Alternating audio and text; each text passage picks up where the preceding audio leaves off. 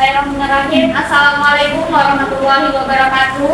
Waalaikumsalam warahmatullahi wabarakatuh. Oke, alhamdulillah rabbil alamin. Wassalatu wassalamu ala asyrofil mursalin.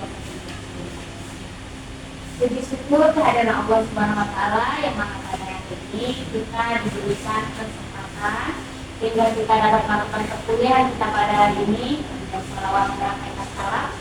Kita besar-besarnya kita adakan kepada Baginda Rasulullah dengan Maha Esa. Baik teman-teman mahasiswa, tidak usah terlalu kaku-kaku lagi komentarnya. Boleh senyum dulu? Senyum. Oke. Apa kabarnya teman-teman mahasiswa? Alhamdulillah luar biasa, sehat bahagia, Allah Akbar. Masya Allah.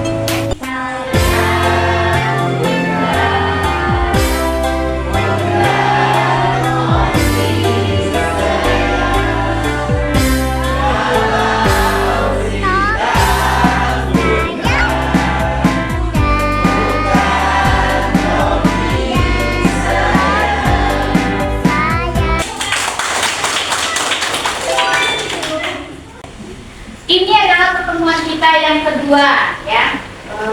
Minggu lalu kita sudah pertemuan yang pertama, itu kita membahas tentang konsep bahasa anak usia dini. Tapi sekarang kita membahas tentang konsep bahasa dan nanti teori-teorinya. Nah, ini ya pengembangan bahasa dan literasi anak usia dini. Sebelum kita masuk ke materi, hari ini ada yang tidak hadir? Hadir semua? Siapa yang tidak hadir? Sukoco hadir? Adi Boy. Adi Boy Sukoco? Hadir. Oh iya, Sukoco. Yang baik. Nah, saya ada sebuah gambar ini sebelum kita masuk ke materi. Teman-teman lihat, nampak di depan apa? Gambar apa itu kira-kira? Orang berdebat Oke, kalau menurut saudari itu apa? Itu angka apa? Kalau yang di pikiran, coba dari sisi yang mana? Ini angka 9. Angka 9. Oke. Ya, masing-masing kita itu berbeda-beda ya. Ada yang menganggap itu angka 6 ya, secara yang tidak di belakang. Ada yang mempersepsikan itu angka 9. Nah, terus apa lagi yang terjadi pada gambar? Berdebat ya. Apa katanya? Ini harusnya nomor 6. Ya satu lagi nomor ini nomor 9. Nah, kalau misalnya tidak ada bahasa, apa yang terjadi? Tidak ada yang dikasih. Tidak ada yang perdebatan, kemudian Tidak ada yang dikasih. mana dia? Kalau misalnya tidak ada bahasa di situ, apa yang terjadi di situ? Bertentangan, ya. Misalnya di situ kalau tidak ada bahasa, itu akan terjadinya emosi gitu ya, cekcok, ya. Tapi yang tidak bisa dikomunikasikan. Itulah pentingnya bahasa sehingga nanti bisa dikomunikasikan. Kalau menurut saya itu angka 6, tapi kalau menurut si A itu angka 9. Kira-kira apa itu bahasa? Silakan. Alat komunikasi. Siapa menjelaskan siapa? Apa itu bahasa? Alat komunikasi. Ya, alat komunikasi. Bahasa adalah sebuah alat komunikasi ya. Minggu lalu yang sudah kita pelajari ya. Ya. Nah, tanpa bahasa kita akan susah untuk berkomunikasi, berinteraksi, dan menjalin hubungan sosial. Ya. Oke, kita lihat. Konsep perkembangan bahasa dan literasi ya. Bahasa merupakan alat komunikasi yang digunakan oleh seseorang untuk dapat berinteraksi dengan orang lain. Nah, ini ada menurut salah satu tokoh. Menurut Hablot mengungkapkan bahwa bahasa adalah ungkapan pikiran dan perasaan seseorang yang teratur yang digunakan sebagai alat komunikasi antar anggota masyarakat. Jadi ini misalnya mendengarkan atau menyimak, ya, berbicara, ya, kemudian membaca dan menulis itu menggunakan bahasa. Itu menurut Harlock. Nah, sekarang apa beda bahasa dan literasi? Ada yang sudah pernah dengar literasi? Apa itu literasi? Oke, Membaca, hah? menonton, membaca, menulis, berbicara, menghitung, dan memecahkan masalah dalam kehidupan sehari-hari. Oke, singkatnya literasi? Membaca. Oke, literasi adalah kemampuan menulis dan membaca. Sedangkan bahasa adalah alat untuk berkomunikasi.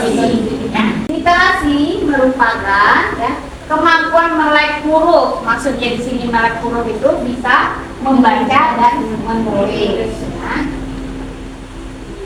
Nah, ini perbedaan antara bahasa dan literasi, ya. Jika seseorang mengetahui bahasa dan dapat dengan lancar berbicara, tetapi tidak dapat membaca alfabet dalam bahasa, itu juga tidak dapat menulisnya, ia dikatakan buta huruf. Ya. Kemudian literasi bahasa, ya, dan bahasa adalah dua aspek eksklusif dan literasi adalah suatu keharusan untuk semua orang. Ya. Artinya bahasa itu adalah sebagai alat komunikasi yang tidak bisa dilepaskan dari literasi itu sendiri, ya. Nah, kita lihat lagi. Literasi adalah tentang memahami simbol dan huruf dalam sebuah bahasa. Kalau misalnya kita bisa literasi, tidak bisa bahasa, apa yang terjadi? Tidak bisa berkomunikasi, ya. Nah, itu erat kaitannya pentingnya bahasa dan literasi. Nah, ruang lingkup pengembangan bahasa. Nah, ruang lingkup pengembangan bahasa itu meliputi dari, ya, cara kita berkomunikasi, ya, mendengarkan, kemudian kita senang kita berbahasa itu adalah masuk ke ruang lingkup berbahasa itu sendiri. Teori pemperolehan bahasa. Apa itu teori behavior? Behavior artinya adalah perilaku, ya. Teori pemperolehan bahasa ini, ya, didukung oleh teori behavior, ya, teori perilaku. Kemudian dikemukakan juga oleh teori psikososiolingvistik. Kemudian ada teori kognitivisme, ya. Kognitivisme apa? Kemampuan berpikir. Nah, teori bahasa ini juga didukung oleh teori kognitif atau teori berpikir. Siapa tokoh teori berpikir? Piaget, ya, teori kognitif Piaget. Oke, kira-kira ada pertanyaan terkait dengan bahasa dan literasi? Silakan. Perkenalkan, nama saya Nurul Karim. Ya, saya ingin bertanya dan juga menjelaskan bahwasanya itu bahasa adalah alat yang digunakan untuk berkomunikasi, kemudian literasi adalah kemampuan untuk menulis dan membaca. Nah, ada nanti bahasa ini ada, cuman nggak bisa diliterasikan gitu ya, atau nggak bisa dibaca atau ditulis. Nah, bagaimana itu bahasa itu? Nah, jadi bahasa itu ada dua. Ya, kita masuk lagi ke tipe-tipe bahasa. Ya. Sebenarnya ini kita bahas di pertemuan berikut. Bahasa itu terdiri dari dua. Ada bahasa lisan dan ada bahasa tulis. Bahasa lisan kita seperti ini namanya bahasa lisan. Kalau bahasa tulis itu adalah yang kita tulis, kalimat. Nah, itu adalah bahasa tulis. Sedangkan bahasa lisan adalah yang kita ucapkan. Tadi apa lagi, Pak? Ya, pertanyaannya bahasa itu ada, cuma nggak bisa diliterasikan ya. Bahasa itu ada, Ya, tapi tidak bisa diliterasikan. Nah, dibaca. Contohnya apa? Bahasa mungkin bahasa orang-orang dalam itu ya, orang-orang dalam. Nah, kalau misalnya dia misalnya orang apa sih? Ya, ada orang dalam gitu. Ya, kayak teman pawai gitu ya. Ya. Dia ada bahasa, tapi tidak bisa diliterasikan. Mungkin mereka bisa diliterasikan, tetapi karena mereka bilang jadinya tidak bisa. Kalau kita yang sebenarnya antara bahasa dan literasi itu tidak dapat dipisahkan. Kalau misalnya ada bahasa, untuk bisa diliterasikan. Cuma tergantung orangnya lagi. Kalau kayak suku-suku pedalaman itu dia kan ada bahasanya, tetapi dia tidak melek huruf, tidak adanya literasi. Nah, di situ makanya perlu juga pembelajaran literasi sehingga nanti bahasa itu bisa diliterasikan. Nah, yang perlu kita garis bawahi, setiap ada bahasa itu pasti ada tulisan atau literasi. Kalau misalnya ada bahasa tidak bisa diliterasikan, tidak ada literasi, itu namanya buta huruf dan perlu adanya pembelajaran literasi. Nah, contohnya kayak suku yang di Riau itu ada namanya suku Tubu ya, orang Tubu. Nah, mereka kan ada orang Riau di sini. Tubu itu di Jambi ya, perbatasan Riau tinggal itu lah ya. Saya dulu pernah ada punya teman yang arah sana namanya. Mereka bahasanya beda gitu ya. Tapi mereka tidak bisa menulis karena mereka nggak bisa. Kalau misalnya tulis surat atau apa mereka nggak bisa. Ya.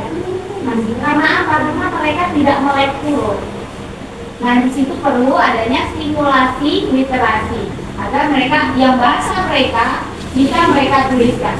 Kalau misalnya kita mendengar orang tersebut berbicara, apakah kita bisa meliterasikan? Tidak. Karena apa? Kita tidak memahami bahasanya. Ya. Jadi kita perlu memahami bahasanya dan kita tahu melek huruf. Ya. Apakah sudah terjawab? Oke.